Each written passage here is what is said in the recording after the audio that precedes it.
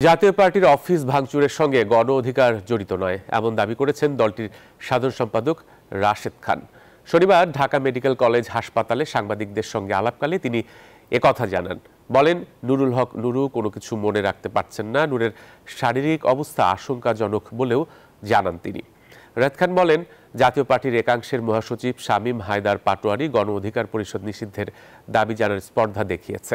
GM কাদের ও শামীম হায়দারকে 24 ঘন্টার মধ্যে গ্রেফতার করতে হবে বলেও দাবি করেন তিনি। এ সময় ফ্যাসিবাদের ঠাঁই এই দেশে হবে না বলেও মন্তব্য করেছেন তিনি।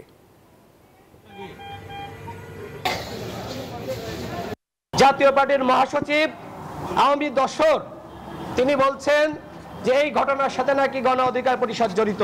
জাতীয় পার্টির কার্যালয়ে যে স্যাবোটাজ হয়েছে এই ঘটনার সাথে গণ অধিকার পরিষদ জড়িত নয়।